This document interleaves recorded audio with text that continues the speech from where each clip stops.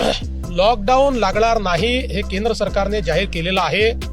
जे लोक अशा अफवा पसरवत आहेत त्या सगळ्या लोकांवर फौजदारी कारवाई केली जाईल।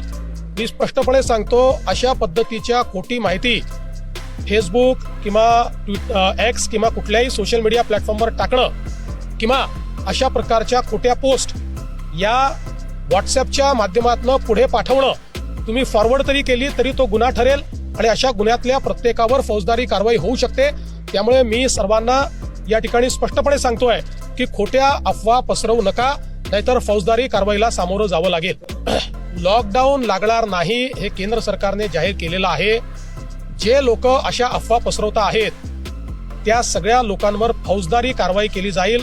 मी स्पष्टपणे सांगतो, अशा पद्धतीच्या खोटी माहिती फेसबुक किंवा एक्स किंवा कुठल्याही सोशल मीडिया प्लॅटफॉर्मवर टाकणं किंवा अशा प्रकारच्या खोट्या पोस्ट या व्हॉट्सअपच्या माध्यमातून पुढे पाठवणं, तुम्ही फॉरवर्ड तरी केली तरी तो गुन्हा ठरेल आणि अशा गुन्ह्यातल्या प्रत्येकावर फौजदारी कारवाई होऊ शकते। त्यामुळे मी सर्वांना या ठिकाणी स्पष्टपणे सांगतोय की खोट्या अफवा पसरवू नका, नाहीतर फौजदारी कारवाईला सामोरं जावं लागेल।